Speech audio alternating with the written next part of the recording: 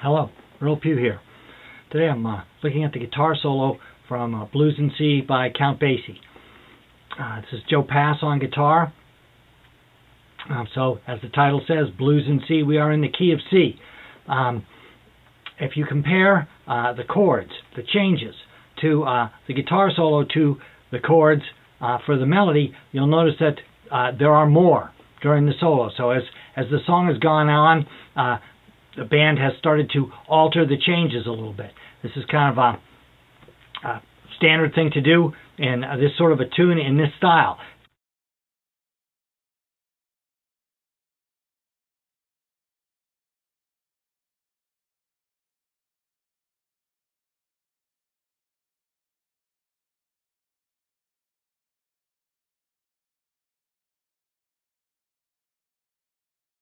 If it were a rock tune or a straight blues tune, you'd be more likely to keep exactly the same chords for the whole song. But in this style, we can enhance them a little bit.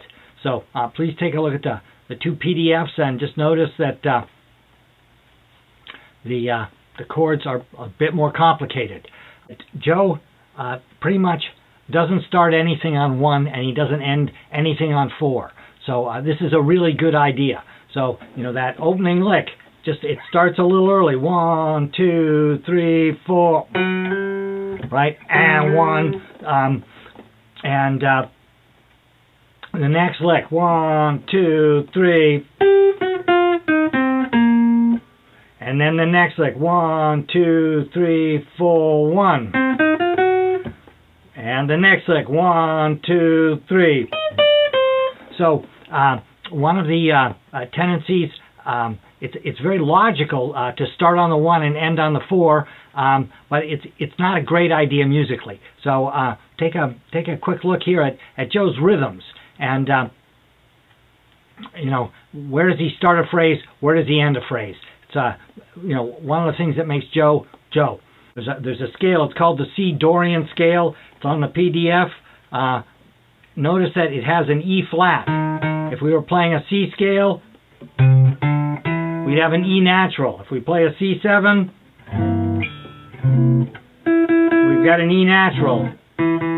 But this scale has an E flat, so that's the blue note. So you can kind of put this scale, a C Dorian, over a C7 chord, and you're going to sound bluesier.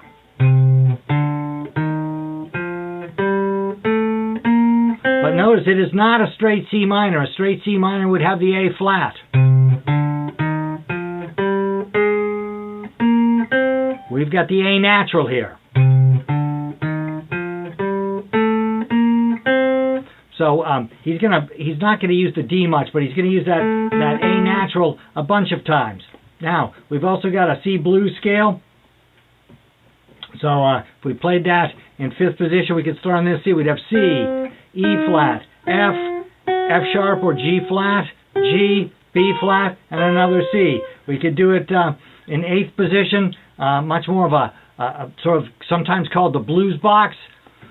C, E flat, F, F sharp, G, B flat, C, C, E flat, F, F sharp, G, B flat, C, E flat.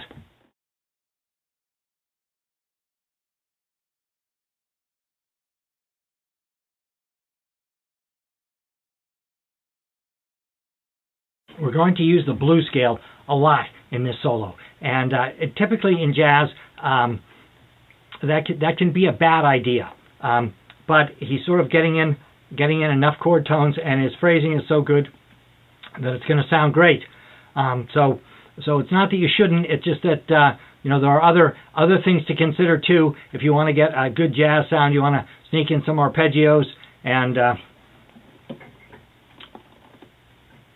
not rely too heavily on the blues scale. 1, 2, 3, 4.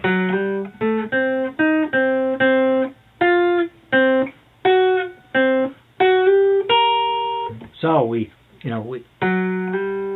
slid into that G. Then we had the A. The A is not so much in the blues scale. Then we had blues scale notes. C. I called it a D sharp here, but there it is, a blue note. Back to the C. So we're using the C as a pedal tone in this section. 1, 2, F, C, F sharp, C, F sharp sliding up to G. So that was, all the blues scale. But it was very syncopated. 3 and 4 and 1 and 2 and 3 and 4 and 1 and 2, 3, 4. So everything was off the beat. Now we got the next phrase. 1, 2, 3. So straight down the blues scale. G, G flat or F sharp, F, E flat, C, B flat. Now we're to the F7 on line 2. We're going to go straight up the blues scale, but with triplets. So a bit of a different sound than we had. The first line was very syncopated, but it was eighth notes and quarter notes. Here, lots of triplets. 1. So straight up the blues scale, straight back down the blues scale.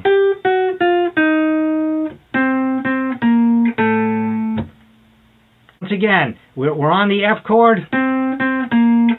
If you play the F7 chord, you can see that there's that A note up to the high E flat. 1, 2, 3. So there was that D note from the Dorian scale. So we're not using those extra 2 notes that are not in the blues scale, the A and the D. The A. So an awful lot of blues scale notes here, but sneaking in some other things, so it's not a straight blues scale sound. 1, 2, 3.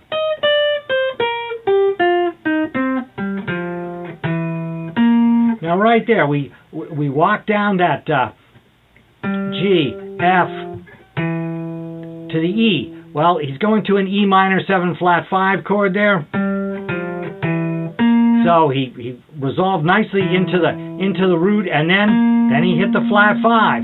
Now over the A7, we're going to play a blues lick, and then we're going to play it twice more over the D minor 7.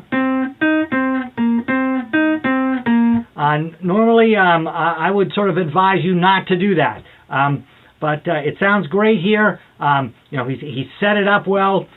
He's using some repetition, so it ends up sounding great. Then on the G7 chord, we jump C to C, back to C. The normal rule is a jump from a chord tone to a chord tone. Well, none of these are chord tones, but it works out great, sounds great. Another lick out of the blues scale. Now we got to do a position shift in order to get these next notes. So jump down to the G, up to the F, and there's that A note. So here we are, slowed down a little bit.